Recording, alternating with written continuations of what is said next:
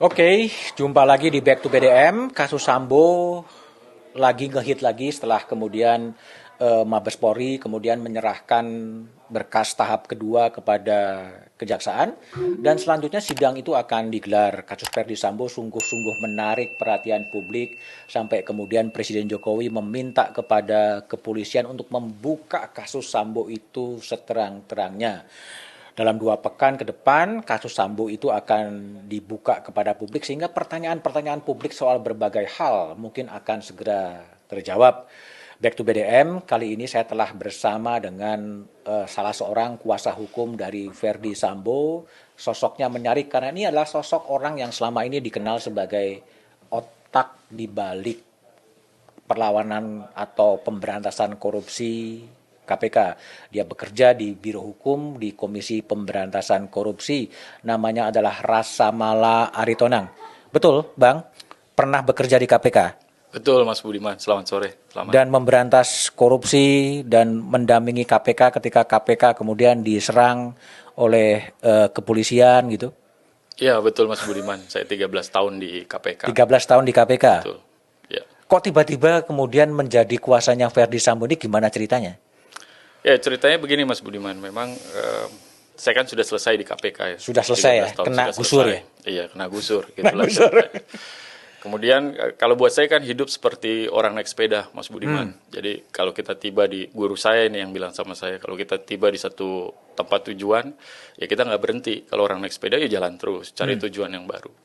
Nah pasca berhenti di KPK, memang kemudian saya memutuskan untuk aktivitasnya berbeda dengan teman-teman yang lain yang bergabung. Oh, tidak bergabung ke ya, IM57 betul, yang ke kepolisian? Betul.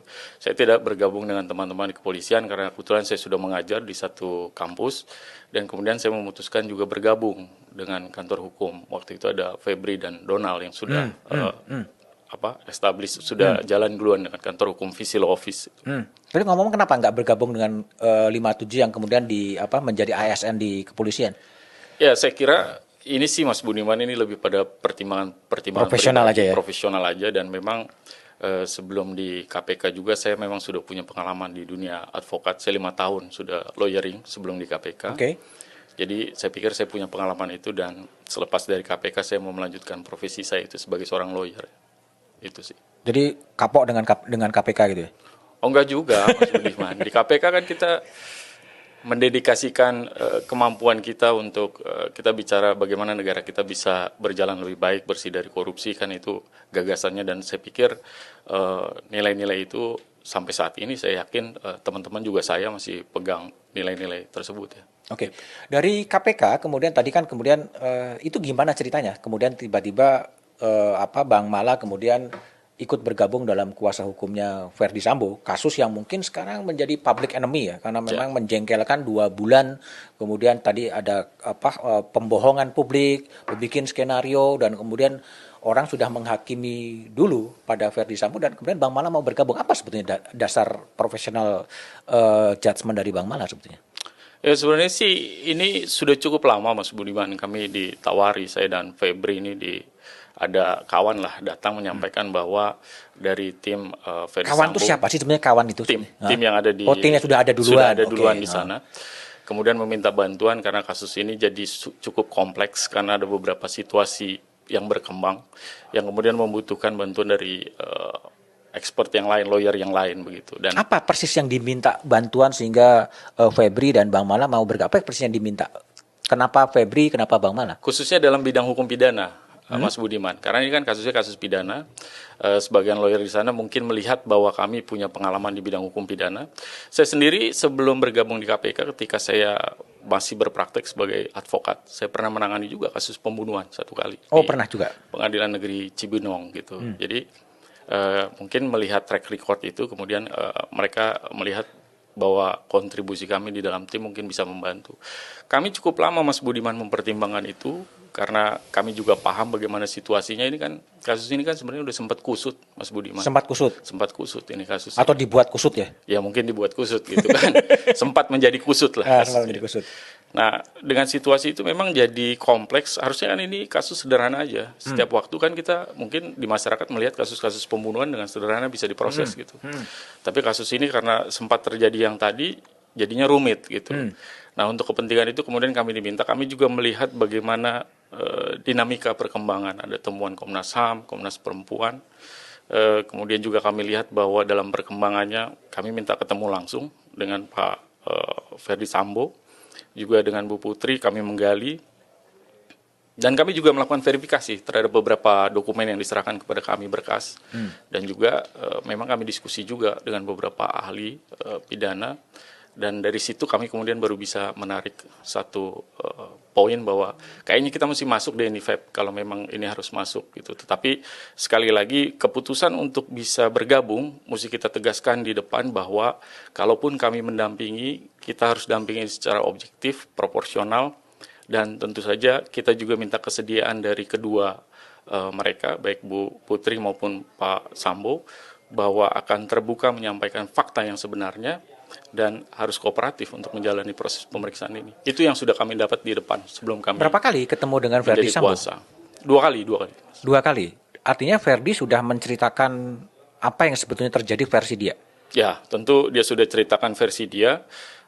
Begitu juga setelah itu kami bertemu dengan Bu Putri juga menjelaskan secara lengkap apa yang perspektif yang dia tahu soal fakta-fakta yang dialami tentunya. Karena publik kan udah terlanjur bahwa Ferdi ini ngatur skenario dan kadang bohong gitu. Ketika Bang Mala ketemu dengan Ferdi, bagaimana Anda bisa yakin bahwa pengakuan-pengakuan itu sudah terbuka sesuai dengan fakta yang ada gitu? Ya kalau dari sisi kami kan Mas Budiman, pertama kan kami dapat informasi dari klien, dari Pak Ferdi. Kemudian kami mendapat informasi dari Bu Putri. Kemudian kami juga menerima mungkin informasi bagaimana perkembangan perkara ini dari saksi-saksi yang lainnya, maksudnya terdakwa yang lainnya gitu. Dan kemudian kami mencocokkan dari bukti yang ada, berkas yang ada, dan kemudian dari situ sementara kami verifikasi bahwa kasus ini sebenarnya harusnya ada ruang juga bagi kedua terdakwa kalau nanti masuk pengadilan untuk mendapatkan kesempatan membela diri secara optimal. Itu sih lebih ke sana kerangkanya. Tapi apa sih pengakuan atau keterangan yang telah diberikan Sambo kepada kuasa hukumnya? Apa persis yang terjadi dalam versinya Sambo itu sendiri? Yang pertama yang sudah dia akui, Mas Budiman, itu soal katakanlah skenario ya. Skenario? Yang waktu itu sudah terungkap. Nah itu memang sudah dia buka. Kemudian beliau juga menyampaikan bahwasannya pada kesempatan pemeriksaan, beliau juga sudah mencoba kooperatif. Salah satunya adalah dengan mendorong pelaku lainnya yang menjadi pelaku lainnya yang diduga, yaitu Kuat Ma'ruf misalnya, untuk sama-sama membuka fakta yang sebenarnya. Waktu itu Pak Ferdi misalnya karena Kuat Ma'ruf ini kan sudah lama Mas Budiman ikut sama Pak Sambo, sehingga ketika itu dia masih memegang informasi atau menyampaikan fakta seperti skenario, katakanlah begitu. Sampai kemudian Pak Sambo bilang dia sempat menghubungi dan bilang, saya sudah buka, kamu buka saja gitu. Kamu buka saja apa adanya. Sejak itu kemudian Pak Kuat kemudian bisa membuka informasi itu. Artinya bahwa keinginan Pak Sambo setelah peristiwa ini mulai diungkap secara terbuka itu memang sudah ditunjukkan lewat tadi upaya untuk sama-sama membuka fakta ini dengan lebih dengan sebenarnya. Gitu. Artinya bahwa ketika Bang Mala ketemu dengan Sambo, Sambo itu sudah membuka seterang-terangnya versi dia. Ya, apa yang sebenarnya terjadi? Ya, tentu saja itu dalam batas pengetahuan dia ya. Dalam batas pengetahuan dia. Karena nanti kan prosesnya tetap keterangan yang didapatkan dari dia akan dikonfirmasi ke saksi-saksi lain dan dilihat mana yang paling meyakinkan dari semua keterangan yang ada. Oke. Dari conversation antara kuasa hukum dengan Pak Sambo, terungkap nggak sih kenapa dia kemudian membuat skenario polisi, tembak polisi dan lain sebagainya? Sebenarnya begini, beliau tuh kan hanya menyampaikan, ini Mas Budiman mesti kita bagi nih 3 fase. Fase pertama memang fase yang terjadi peristiwa di Magelang yang kemudian menurut informasi dari beliau dan juga Bu Putri ini yang men-trigger terjadinya peristiwa di tanggal 7. Oke, Putri dan Sambo sama minimal pengakuan kepada kuasa hukum bahwa ini yang men-trigger terjadinya kasus kejadian. Tanggal 7. Kemudian setelah tanggal 7 post factum, jadi setelah terjadinya peristiwa penembakan tersebut, kemudian muncullah skenario itu. Sebenarnya kalau kita lihat memang dari informasi Pak Sambo sendiri, beliau ketika terjadi penembakan itu dia dalam situasi yang panik. Jadi beliau dalam situasi yang panik. Kemudian karena beliau punya pengalaman sebagai seorang penyidik, yang terlintas adalah pengetahuannya dia sebagai seorang penyidik. Bagaimana kemudian menangani perkara itu. Sampai kemudian timbullah skenario itu setelah penembakan terjadi di tanggal 7 itu. Gitu. Jadi paniknya itu setelah terjadi penembakan. Iya. Jadi beliau itu, ini informasi dari Iya, beliau, iya. bahwa ketika terjadi peristiwa tersebut, baru kemudian beliau berpikir, ini bagaimana ini situasi ini. Karena beliau berpikir bahwa beliau harus setelah tindakan penembakan yang dilakukan itu, beliau berpikir bagaimana mengatasinya, mencari jalan keluarnya. Itulah yang difikirkan oleh beliau. Gitu. Nah, dengan pengetahuan dia sebagai seorang berpengalaman sebagai reserse, ya mungkin terlintas di dalam pikirannya. Gitu. Wah, kayaknya saya harus bertindak ini. Tapi lebih detail nanti kita mesti sampaikan itu, buktikan di pengadilan siap. lah. Tapi gini, banyak orang yang juga kemudian bertanya-tanya ya, atau kenapa sih kemudian katakanlah peristiwa pembunuhan ya terhadap Yosua itu harus dilakukan di rumahnya Sambo sendiri? Ya, saya kira gini Mas Budiman, ini saya minta maaf, saya agak terbatas karena sebagian substansi memang supaya kita tidak mendahului proses di persidangan. Enggak, minimal dari pengakuan Sambo kalau kemudian Sambo bercerita kepada Bang Mala, karena banyak publik yang bertanya-tanya kenapa sih seorang jenderal kemudian melakukan upaya pembelaan terhadap harkat keluarga kemudian dilakukan di dalam rumah. Bahasa beliau itu sederhana Mas Budiman, beliau hanya menyampaikan bahwa saya sangat emosional pada saat itu. Sehingga memang tidak terpikir bahwa saya harus buat begini begitu. Jadi apa yang terlintas pada saat itu dalam keadaan yang sangat emosional, itulah yang dilakukannya gitu, Mas Budiman. Tapi tentu detail soal fakta ini, siapa yang melakukan peran-peran masing-masing dan bagaimana kemudian pertanggungjawabannya, itu tentu masih harus kita verifikasi nanti dalam pemeriksaan di pengadilan lah. Gitu. Tapi dalam pengakuan kepada Bang Mala minimal lewat sebagai kuasa hukum, beliaunya juga ikut dalam penembakan itu? Enggak. Kalau ke kami disampaikan bahwa beliau tidak ikut menembak. Tidak ikut menembak. Yang menembak adalah Barada Eliezer. Ya, saya pikir itu nanti kita akan sampaikan fakta itu di persidangan. Enggak, artinya bahwa tapi secara prinsip beliau mengatakan bahwa beliau tidak ikut menembak. Itu tidak yang ikut menembak. Tetapi dia memerintahkan. Saya kira nanti detail ininya kalau boleh Mas Budiman. Ya. Nanti biar di fakta persidangan, karena saya tidak mau juga mendahului proses. Kan sekali lagi kita mau membantu hakim nanti dalam proses pemeriksaan ini dia bisa berpikir secara jernih, tidak ada pihak kemudian yang menarik perspektifnya ke kanan atau ke kiri. Biarkanlah nanti melalui fakta-fakta yang ada pada kita dari sisi pembela, penasihat hukum, juga dari sisi nanti penuntut menyampaikan sesuai dengan tuntutannya. Biarlah hakim nanti yang menilai pada persidangan nanti di antara dua kepentingan itu, Mas Budiman. Tapi artinya bahwa yang disampaikan kepada Bang Mala sebagai kuasa hukum adalah dia tidak ikut dalam penembakan. Itu yang dia sampaikan dengan tegas kepada saya, juga disaksikan juga Febri juga ada, bahwa Pak Ferdi Sambo dia tidak ikut melakukan penembakan, itu yang disampaikan. Ada keterangan lain nggak yang disampaikan oleh Ferdi Sambo? Saya kira kalau detail ininya kan nanti di fakta misalnya Mas Budiman, ini kan terjadi penembakannya juga disaksikan yang lain kan. Ada saksi yang lain dan ini saksi-saksi ini kan nanti akan menyampaikan keterangan di persidangan nantinya. Nah, nanti kita bisa konfirmasi apakah yang dinyatakan oleh Pak Sambo benar begitu adanya pada saat penembakan, siapa yang menembakkan. Di situ ada Kuat misalnya, ada Ricky juga, kemudian juga mungkin saksi-saksi lain bisa memberikan keterangan soal itu nanti. Jadi memang ada masih. Kalau bagaimana menanggapi Bang Mala menanggapi kasusnya Eliezer yang mungkin dianggap sekarang menjadi justice kolaborator yang membuka kemudian bahwa dia menjalankan atas perintah gitu sebetulnya, atas perintah dari Ferdi Sambo. Saya kira dari sisi, tapi ini mungkin lebih tepat pertanyaan ini ditujukan kepada lawyernya Richard, Mas Budiman. Ya.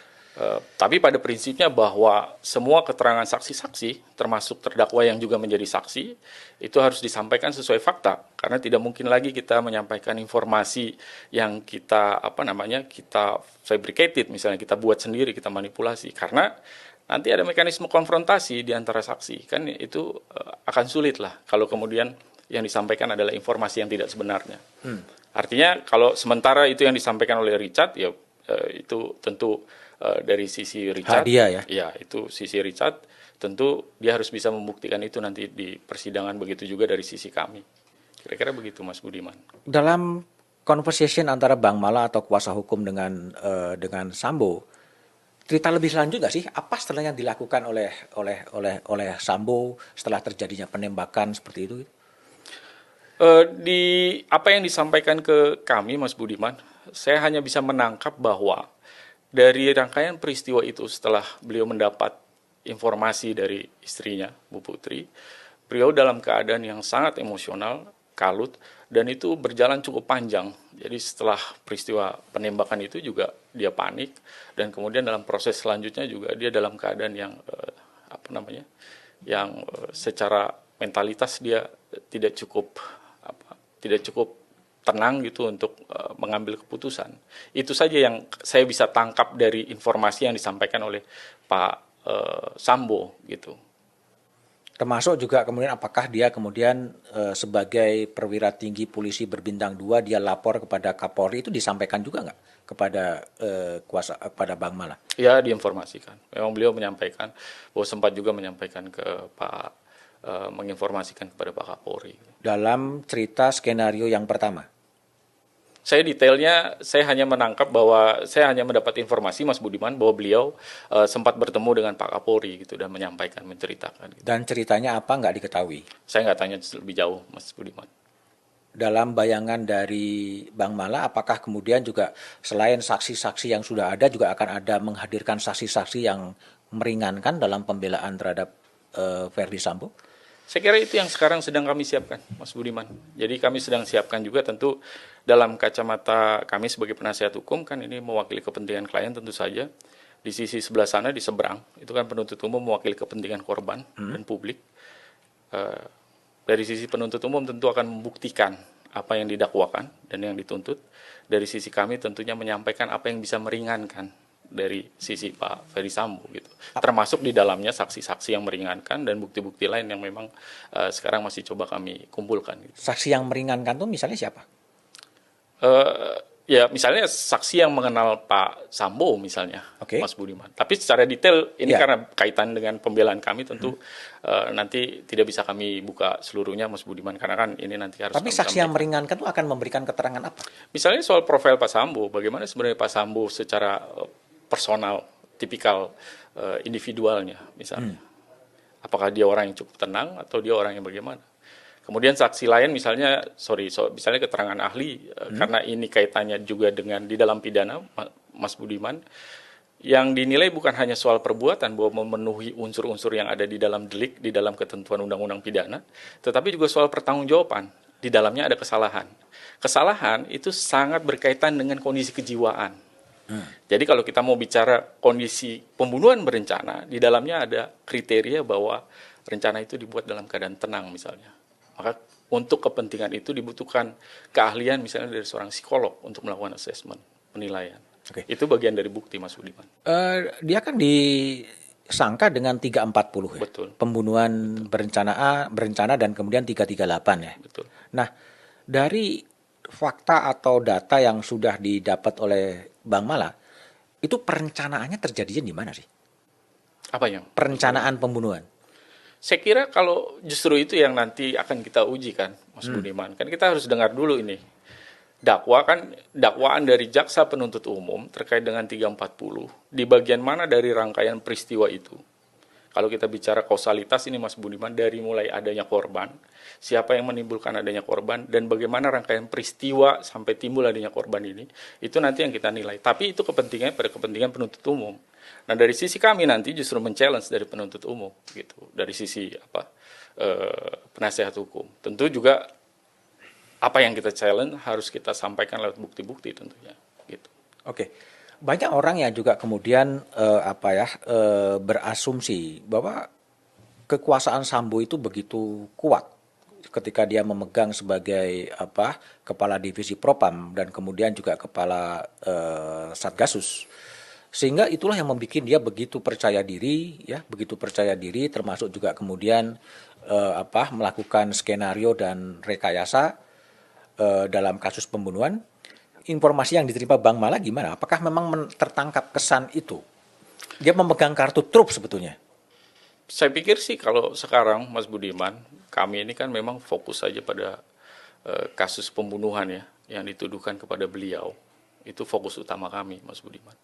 Dan situasinya sekarang kalau kita lihat bagaimana beliau sudah menjalani proses ini, paling tidak kita bisa lihat bahwa beliau sudah ditahan, beliau menjalani pelimpahan tadi, hari ini menjalani pelimpahan dengan cara yang kita bisa lihat itu kooperatif gitu.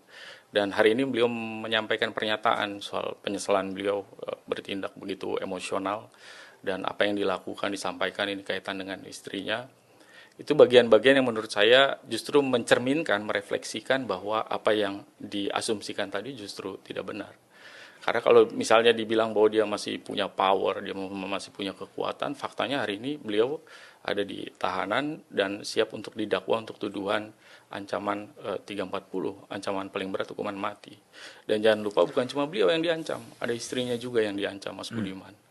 Yang bisa jadi ini mesti dibuktikan apakah benar Bu Putri sebagai istri beliau juga yang betul-betul berperan dan terlibat dalam peristiwa ini. Karena jangan sampai kemudian dengan adanya stereotip di masyarakat dengan begitu luasnya perspektif publik negatif terhadap beliau ini, kemudian ruang yang bersangkutan sebagai warga negara itu jadi hilang untuk bisa melakukan pembelaan terhadap dirinya. Tapi kan Bang Mala ini pegang dua kasus ya, kasusnya Betul. Sambo dan kasusnya Bu Putri ya. Betul, Dan dua-duanya ya. juga dijerat dengan pasal yang sama ya, Betul. 340 dan 338. Betul, Mas Budiman. Memang dari conversation antara dua pihak ini memang ada perencanaan oleh dua orang itu ya. Saya kira justru itu yang nanti itu yang masih jadi dari apa yang kami lihat sementara ya Mas Budiman, dari fakta yang disajikan kepada kami. Justru itu yang nanti mau kita challenge, apakah benar ada ketentuan kondisi perencanaan itu, terutama untuk Bu Putri gitu. Nah, makanya Mas Budiman ini dengan ancaman yang begitu berat, hukuman mati ini ancamannya, maka pemeriksaan harus betul-betul dilakukan secara akuntabel. Kita harus hati-hati betul, harus akuntabel. Hakim harus imparsial, dia tidak boleh dia sudah ada asumsi lebih dulu gitu sebelum dia melakukan pemeriksaan. Tapi saya dengar banyak hakim-hakimnya takut gitu, menghindari kalau bisa menghindari kasus panas ini. Justru itu yang kami khawatiri, Mas Budiman. Jujur saja, dengan rumitnya kasus ini dan setelah terjadinya peristiwa yang tadi kita sebut sebagai skenario terungkap dan seterusnya, orang semua takut untuk mendampingi kasus ini kan, Mas Budiman. Pada saat yang sama, misalnya kami harus keliling mencari ahli juga, banyak ahli yang kemudian menolak untuk hadir menyampaikan keterangan. Menolak? Ya menolak, Mas Budiman. Jadi hampir pasti bahwa kasus ini kalau kita tidak memberikan ruang yang cukup untuk mereka melakukan pembelaan, maka pembelaan terhadap diri mereka adalah pembelaan yang paling minimum. Dan ini dalam konstruksi sistem peradilan ini berbahaya, karena kebenaran didapat oleh hakim lewat proses cross eksaminasi, pengujian dari dua kutub tadi antara jaksa dengan penasihat hukum dengan terdakwa. Jadi banyak saksi-saksi yang sudah dihubungi oleh kuasa hukumnya Sambo juga tidak berani memberikan kesaksian ahli ahli di depan pengadilan. Iya, kami sudah keliling Mas Budiman ke beberapa tempat gitu untuk bertemu beberapa ahli, khususnya ahli saya nggak usah sebut lah ahli apa. Tetapi mereka kemudian menolak. Tapi kami memahami kenapa mereka menolak, karena situasi kasus ini memang keadaannya begini. Dan semua orang begitu khawatir dengan tekanan publik, dengan stereotip di masyarakat gitu. Jadi mungkin mereka menghindari itu gitu. Tetapi dengan kondisi seperti itu justru berbahaya untuk menghadirkan sistem mekanisme pemeriksaan yang balance, yang berimbang di antara dua sisi tadi. Dan sebenarnya itu juga bagian yang saya bicara dengan Febri. Salah satu kepentingan kita menangani kasus ini adalah dari yang kusut tadi, Mas Budiman, untuk coba bagaimana kita pelan-pelan coba meluruskan, mengembalikan lagi ke track. Makanya setelah kami bergabung, setelah kami dapat komitmen dari Bu Putri dan Pak Sambo bahwa kita mesti kooperatif dulu di awal. Ayo kita kooperatif. Ibu, Pak Sambo, semua kita minta dan kita harus setuju bahwa semua harus diperlakukan sama dalam proses ini. Mereka setuju untuk itu. Nanti kita buka di pengadilan sesuai fakta, mereka setuju untuk itu. banyak ahli yang takut itu karena berhadapan dengan opini publik, atau orang juga takut memegang perkara ini karena memang Sambo ini masih punya power yang luar biasa. Ya, saya sih tidak tahu, Mas Budiman, di bagian mana mereka khawatirnya, tapi saya sih lebih melihat bahwa eh, opini publik yang sudah begitu luas, memang itu kemungkinan sangat mempengaruhi lah.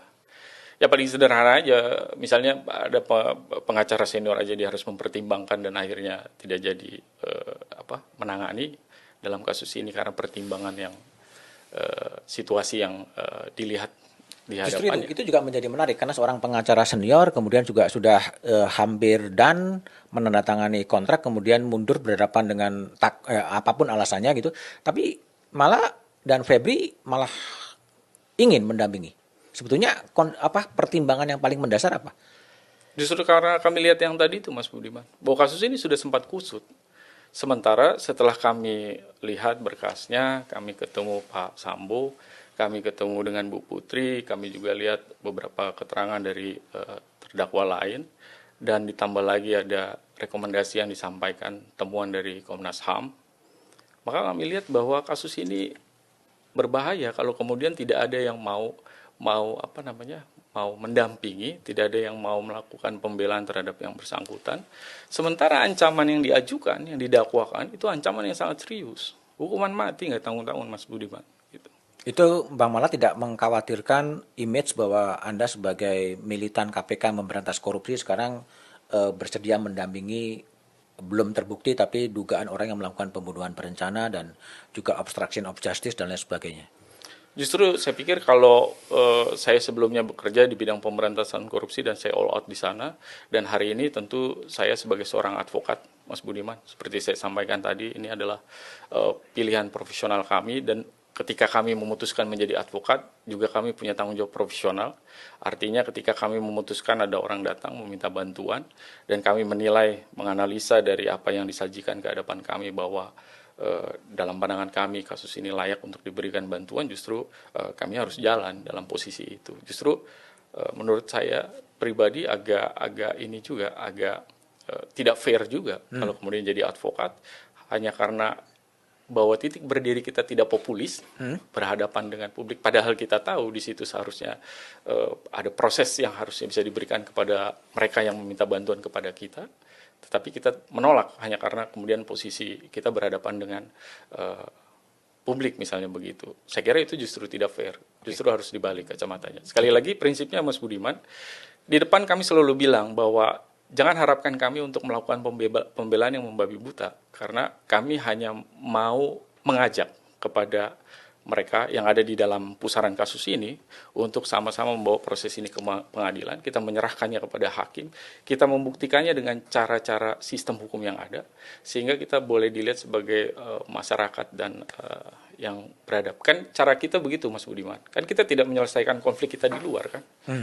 Berantem di luar, tetapi dalam konteks masyarakat beradab kan kita menyerahkannya kepada hakim, kita meyakini bahwa kepentingan publik dititipkan lewat penuntut umum, terdakwa diberi kesempatan untuk membela dirinya, dari sana kemudian hakim harus membuat putusan konkret soal dua konflik kepentingan tadi. Begitu secara sistem hukum kita bekerja, Mas Budiman. Bang Mala termasuk yang ikut yang menggugat pemecatan Sambo ke PT UN? Belum, kan itu belum digugat ya. Ya belum, tapi akan ada rencana juga menggugat itu.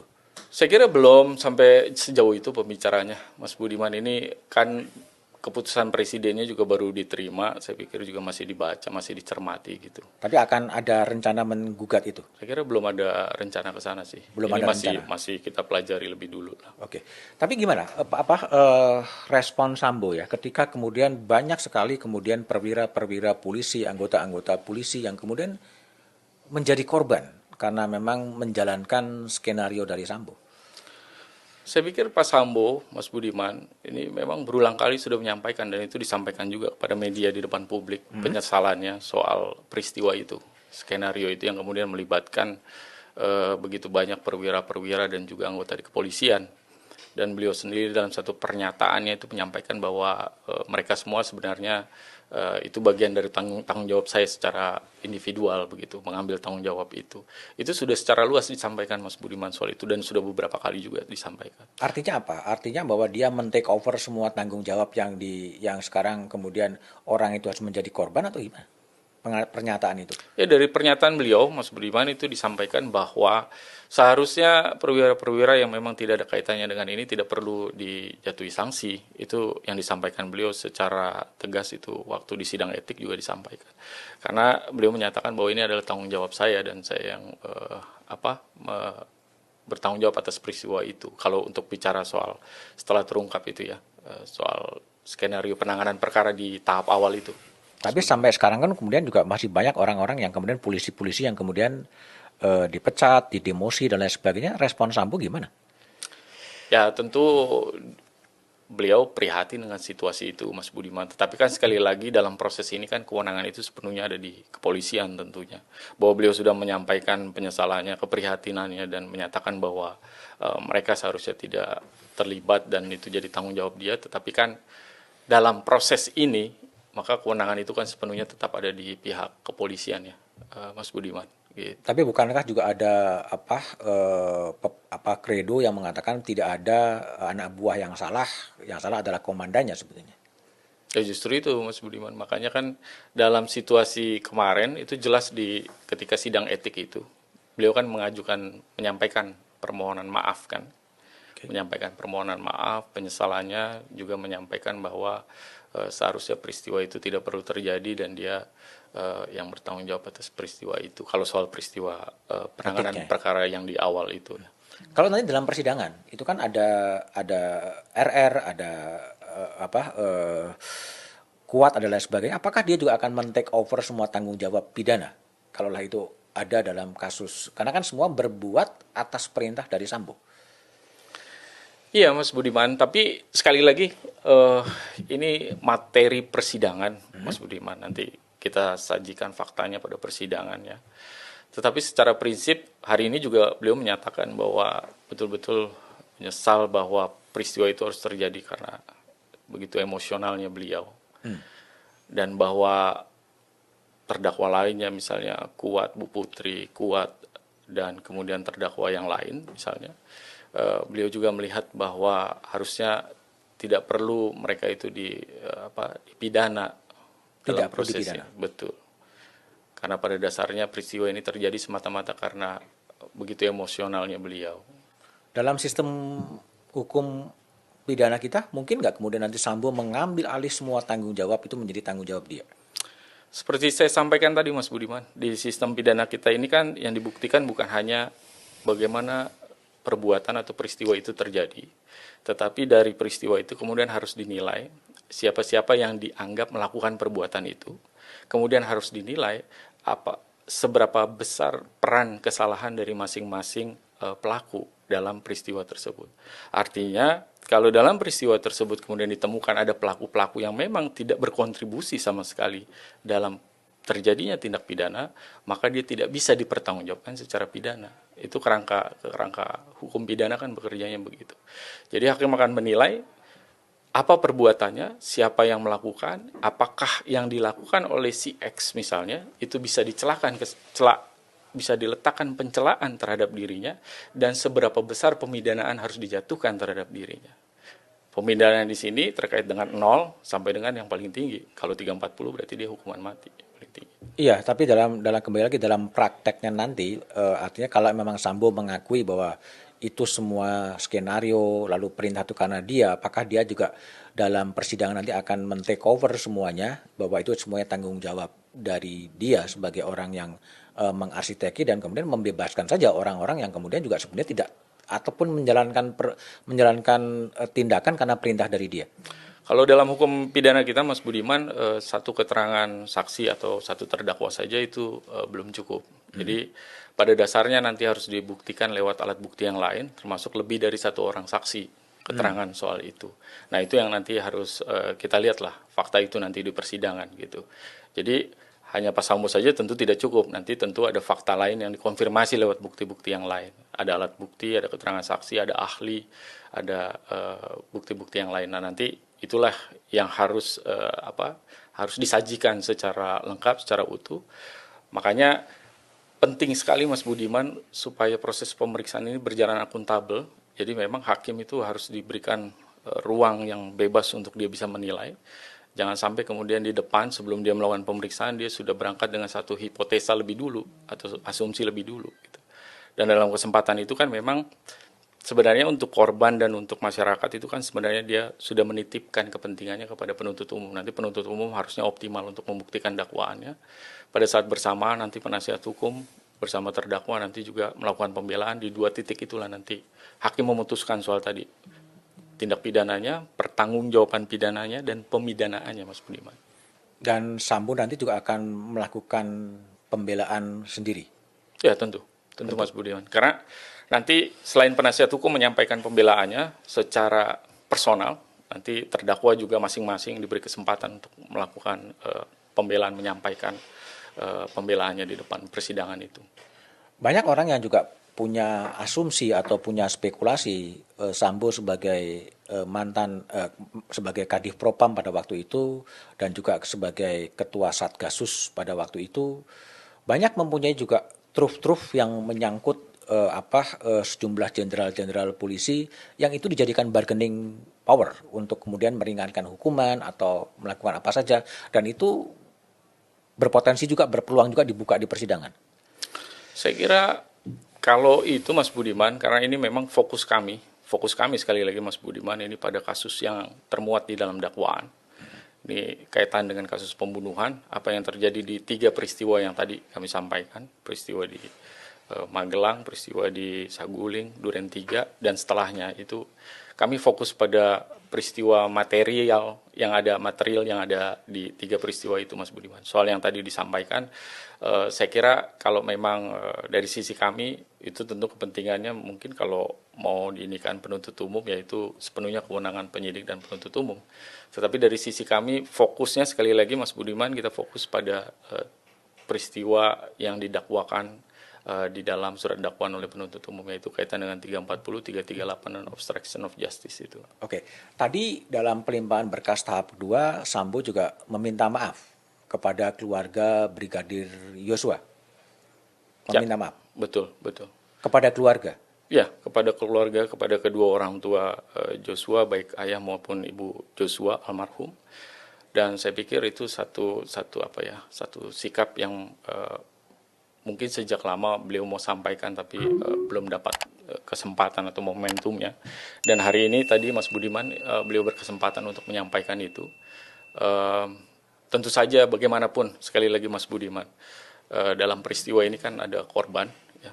Ada korban dan jelas ada orang tua dari almarhum kehilangan anaknya.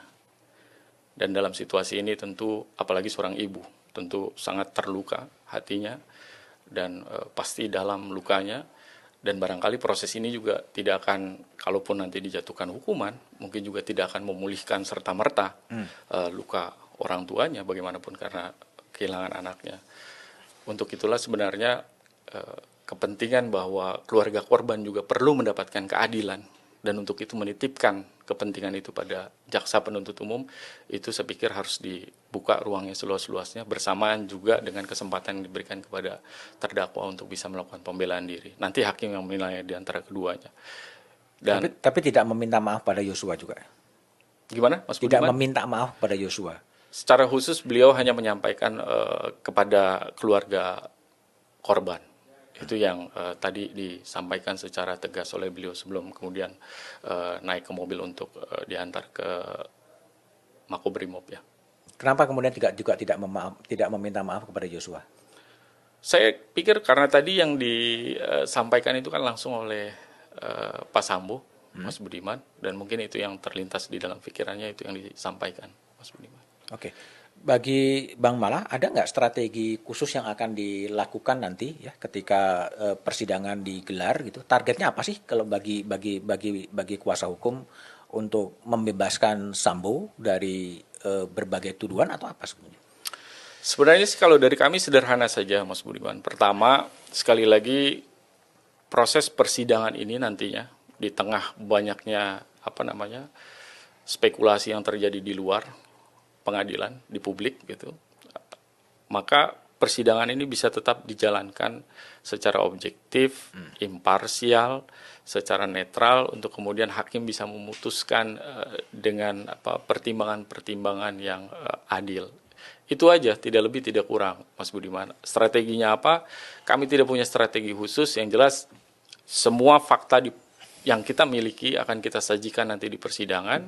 Kita akan uji fakta-fakta itu, kita akan konfrontasikan fakta dari sisi kami, juga dari sisi penuntut umum, dan nanti mudah-mudahan kita bisa hadirkan kebenaran nanti untuk akhirnya diputus oleh hakim lewat putusannya. Itu aja Mas Budiman kalau dari sisi kami.